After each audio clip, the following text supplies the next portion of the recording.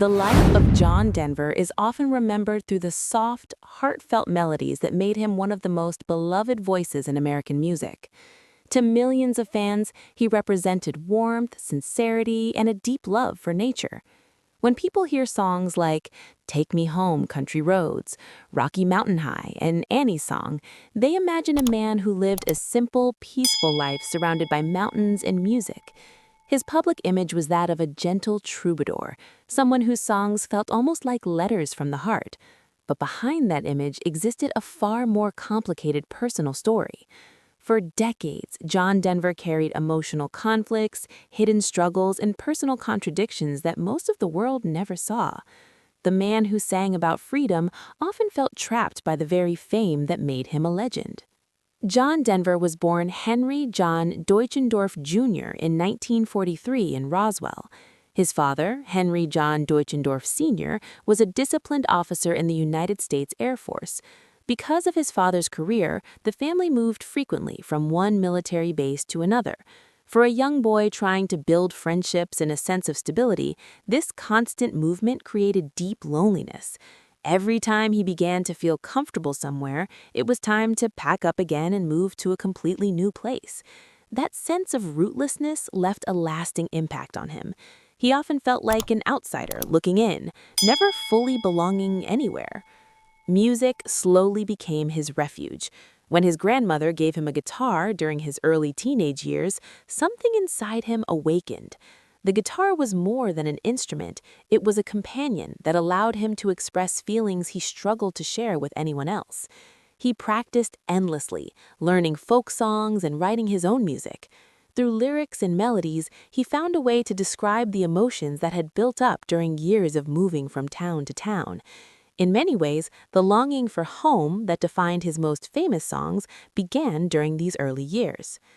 As a young adult, he started performing in small clubs and folk venues. The path to success was far from easy. For years, he lived on very little money, traveling from city to city, hoping someone would notice his talent. Eventually, he joined the folk group The Mitchell Trio, replacing one of its founding members. This opportunity gave him valuable experience performing in front of larger audiences. Still, true recognition remained just out of reach. Everything changed when he wrote a song called Leaving on a Jet Plane. The song itself was quiet and emotional, reflecting feelings of departure and longing. When the folk trio Peter, Paul, and Mary recorded it, the track became a massive hit. Suddenly, the songwriter who had once struggled to pay rent found himself connected to one of the biggest songs of the era. Although many listeners did not initially realize he wrote it, the music industry began paying attention. During the early 1970s, John Denver's own recording career exploded. Albums such as Poems, Prayers, and Promises introduced audiences to a style of music that felt sincere and deeply personal. Songs were filled with images of nature, love, and spiritual reflection. His voice was clear and gentle, making listeners feel as if he were speaking directly to them. Soon, he was one of the most successful recording artists in the country. The release of Take Me Home, Country Roads transformed him into a global star. The song painted a vivid picture of rural beauty and emotional connection to home.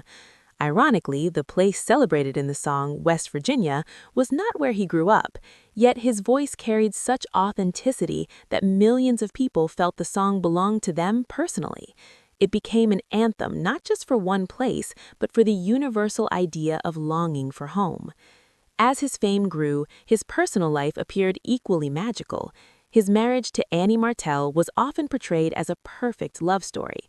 When he wrote Annie's Song, inspired by a moment of overwhelming emotion while riding a ski lift, fans believed they were witnessing one of the most beautiful romances in music history.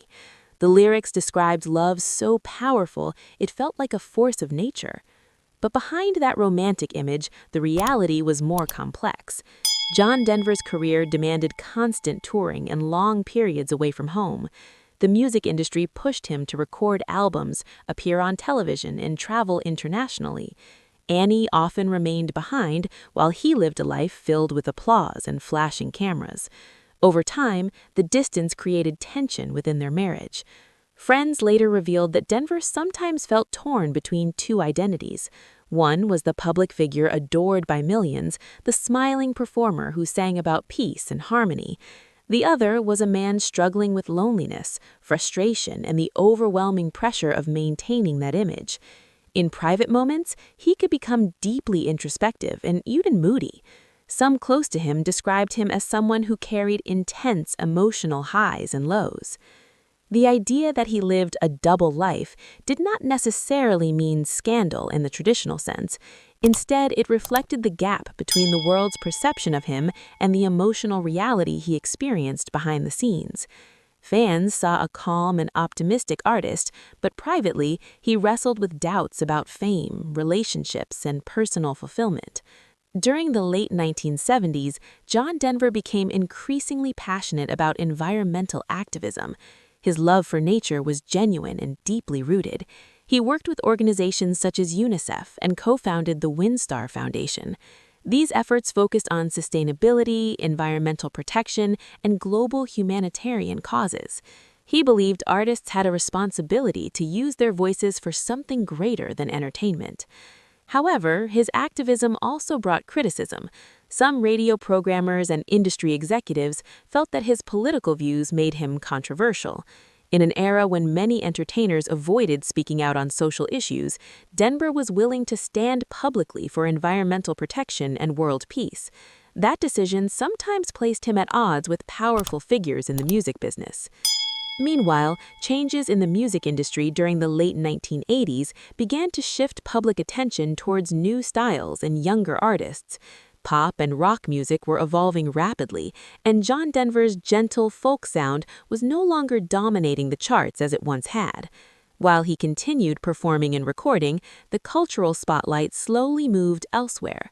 For someone who had once been among the biggest stars on the planet, this transition was emotionally challenging.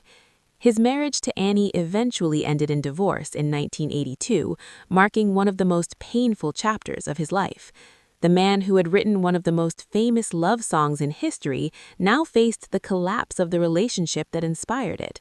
Although he later remarried, the emotional wounds from that separation remained significant. Another passion that defined Denver's later life was aviation. Flying gave him a sense of freedom that reminded him of the vast landscapes he loved so much.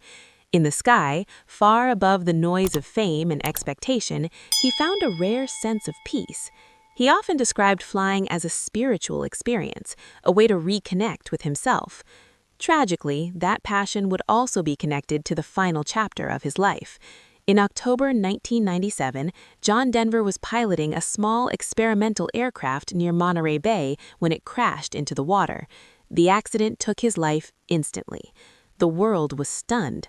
Fans who had grown up with his music suddenly faced the loss of a voice that had comforted them for decades. In the years since his passing, the story of John Denver has continued to evolve. People now recognize that the man behind the gentle songs was more complex than the public image suggested. He was an artist searching for meaning, a dreamer trying to reconcile fame with personal truth. The double life he lived was not about deception, but about the struggle many public figures face, balancing the expectations of millions with the reality of their own humanity. Today, his music still echoes through radio stations, concerts, and quiet moments when someone hears "Country Roads" and feels an unexpected wave of emotion. The mountains he sang about remain, the skies he loved are still wide and endless, and the songs he wrote continue to remind people that even the most peaceful voices can carry stories of struggle beneath the surface. In that sense, John Denver's legacy is not just about music, it is about the deeply human journey of searching for home, identity, and truth in a world that often only sees the surface.